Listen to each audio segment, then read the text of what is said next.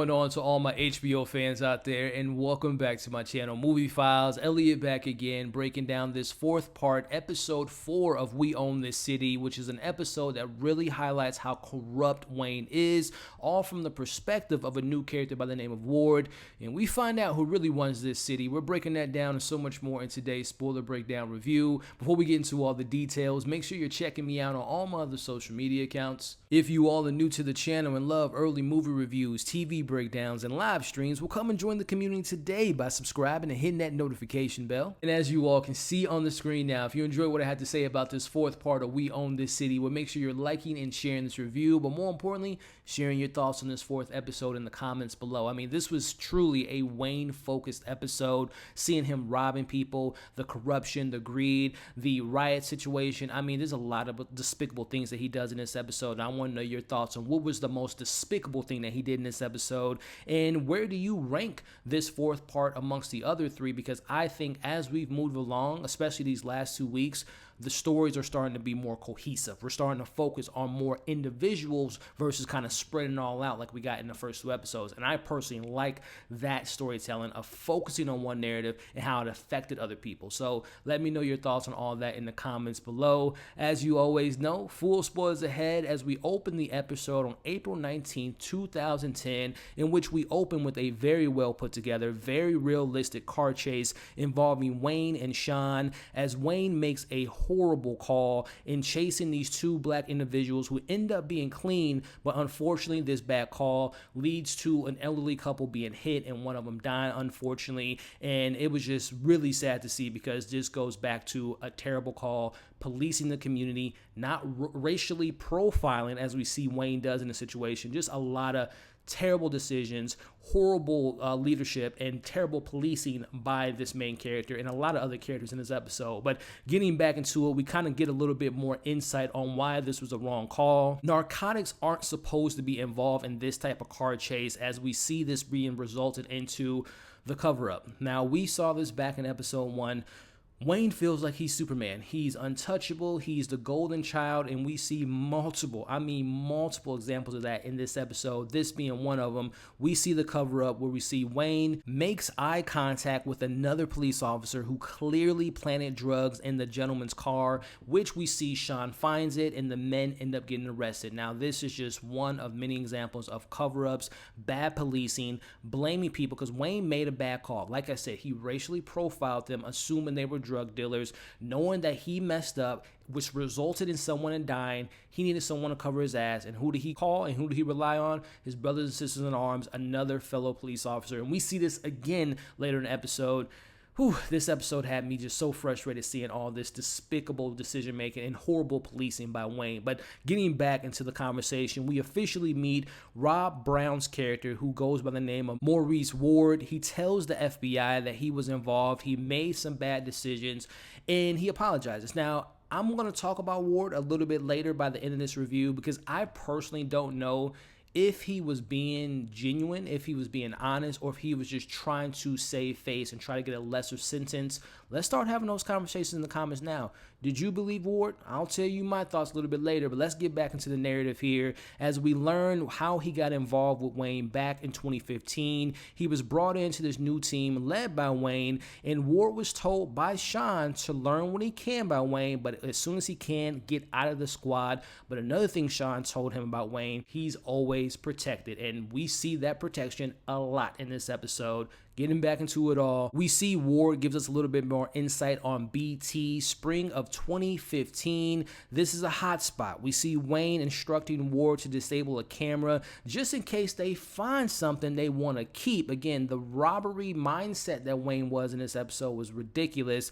As they take the money, they split it amongst Wayne, and we see Ward, another police officer, and he tells them how to handle the money. Don't go in paying off your debts, buying crazy cars. Be very, again, at this point, it's 2015. We met Wayne almost 10 years ago from the flashbacks we got in episode 2 and 3. So he now, all the stuff that Barbara taught him, like I mentioned in that review, he's now giving them game. He's now showing them how to be corrupt, how to get away with crime, which is just crazy to see. But back into it all, we hear that Ward was scared of the situation. He talks about that his wife is actually a police officer and she's a clean police officer, and he just didn't feel comfortable taking that large amount of money.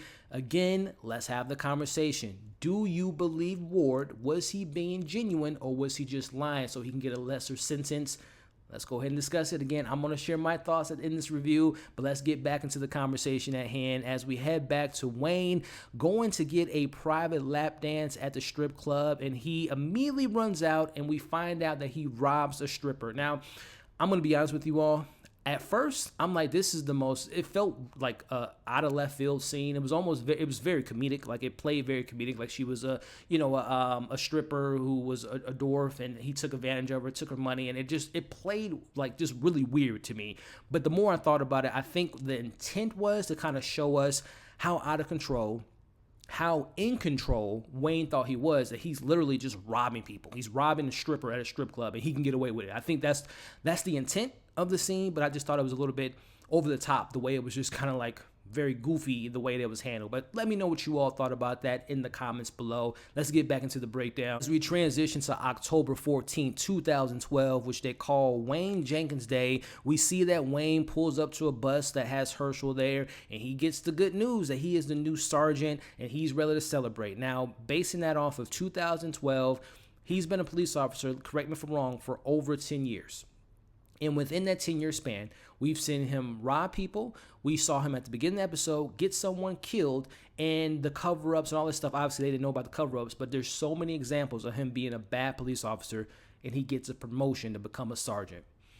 It's messed up, but getting back into the conversation, August 15, 2013, Wayne pays a visit to that same strip club where we've met Donnie before, and this is where they want to kind of make an under-the-deal table. They want to work together.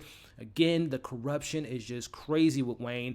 He's a drug dealer now. He wants to be in the drug industry. He wants to help Donnie, who seems to work with cocaine and marijuana and sell these drugs off the streets, essentially saying, when Wayne finds these drugs on the streets doing his job, he's taking the drugs, not putting it in evidence, or he's putting some in the evidence and then taking some off, taking money, taking drugs off the top, and then selling it to Donnie, making this kind of ecosystem of his, as he calls it, overtime. It's just so crazy seeing all this stuff. Again, this is obviously in a show format, but this is stuff that really happens, and it just shows how corrupt and how messed up not all police officers, but how certain police officers do their policing jobs, which is becoming the criminals they're trying to take off the streets. It's some really messed up stuff that they highlighted in this episode in a really good way. But getting back into it, March 26, 2014, yet another car accident that we see Wayne get involved in, and yet again we see him make a call. The gentleman, I think they said Wayne ran him over. Just to make matters worse, he makes the call to another police officer. He says that's the guy pulled a gun out on him. Again, what did Barber tell him? You changed, oh, not Barber, it was his supervisor during that time, a sergeant. Make the narrative like you were the victim. So he tells the police officers, I pulled him over. He pulled a gun out on me. The gun got thrown out somewhere. And again, that's where we see Wayne Guy comes in, put the gun under the truck. And okay, you're telling the truth, Wayne. Protected his ass yet again. And again, not only that, but the gentleman, he just got ran over. He just got profiled. He just got claimed to have pulled a gun that he did not have on Wayne. It's just so messed up. It is so messed up seeing all this stuff transpire in this episode. But let's check in with Sean Suter, who really didn't have a lot to do in this episode. But we see him going to a court situation in which the jurors have their experiences with the Baltimore police, and they don't want to be part of the juror because they have a very biased and a very much so, deservingly so, biased opinion on the Baltimore police because they're liars. So they don't want to be involved in being in this case because they're not going to believe what the police have to say. And funny story, side story, your boy attended his very first jury duty, and it wasn't fun. It's a lot of sitting. But getting back into the conversation, We see in this scene multiple people end up raising their hand and saying they've had a very similar situation in which they cannot trust the police that's supposed to be protecting their community. But let's check in with Nicole Steele. We see her getting more information showing that there is proof that police officers were caught lying in court only to be put back in the streets, and whenever they make arrests, they never go to court. As we see that she makes a trip down to the commissioner's office, and he pretty much tells her that the commissioner before him allowed these things to happen. The commissioner before him allowed this to happen. So it just kind of goes to show this commissioner that's in his position right now, he's trying to make a change, and by all accounts it seems like he seems to be wanting to do the right thing, but it's hard to make a change when it's just a history of corruption and greed, and there's just been this kind of, handbook of how to police your community by doing greed, by being the criminals on the street. So it does just kind of continue that narrative, and that's really kind of the only thing that we get with Nicole in this episode. But I thought it was important to kind of show that it's hard to make a change when you don't have people backing you up. But getting back into what that can actually lead to when you don't make those changes, we cut into the FBI and we get a small appearance from McDougall, as while all this stuff was going on with Supervisor Thomas, the FBI learns about Wayne getting the promotion to replace Thomas, and it was almost a phone call away from this whole investigation blowing up. We see Jansen, she believes, and they believe, the FBI, that Wayne's a good guy. He's a bit of a cowboy, but he's not a corrupt police officer. This is when McDougall and Scott, they look at each other and say, well, look, we've never worked with him before, but we've heard some things about him, which leads us into them actually doing some more investigation on Wayne. They find a video of him lying about finding drugs and Wayne scaring the prosecutor, and what he got in this in return, it was supposed to be a 20-day suspension. Nope, they just give him a verbal discipline and he's back on the streets. But what happens when you just give them a verbal discipline and don't actually get them off the streets and fire them? We cut to April 27, 2015, just a few weeks after the killings of Freddie Gray. We see Wayne is getting riled up with the other police officers preparing for war. They're talking about, forget Freddie Gray, forget this, forget that. Let's go out there and show them who runs this city. And it just kind of goes to show you again, a very interesting, this is kind of the big set piece of this episode. The way that they put the riots together was pretty well done, kind of reenacting what we saw during that time and seeing the perspective of how police are, and I'm not a police officer, correct me if I'm wrong, but from what I know about, from people that I know are in the police force, they're there to de-escalate the situation, make the situation not as hostile as it can be. That's not what we see in the situation. They're actually riling people up. They're actually trying to, well, I should say not them, because so let me backtrack a little bit. There are police that are there that are trying to calm down the situation, trying to not have, black businesses, other people's businesses, and the neighborhood be destroyed. But it only takes that one police officer. In this case, we see Wayne is the one that's getting them excited, getting them frustrated. As we cut to the actual moments here, Wayne arrives on the scene. He stands in line. He gets a brick thrown at him, and then he takes it to the next level. We don't see what he does with the guy that threw the brick at him, which, again, I don't condone throwing bricks at police officers, but you got to understand the frustration of seeing Freddie Gray, and not just Freddie Gray, but so many black men, black women, minorities getting injustices, getting murdered on the streets for no reason. There's frustration there, but we don't see what happens to the black gentleman, but it's safe to assume they beat him up. We see Wayne and they pull him aside, and they, like I said, we don't see the scene, but it's pretty safe to assume that they showed them what they believe is justice. So we go from that to seeing the crowd chanting "I Can't Breathe," which of course alludes to Eric Gardner of 2014. And then we see a shot of Wayne taking prescription drugs from a Rite Aid, and he drops it off at Donnie's house, which ties back to his whole under the table selling drugs. Donnie didn't know what to do with it, but it just kind of goes you again. That's a police officer who found people trying to steal prescription drugs. He steals them himself just to try to make money off of it.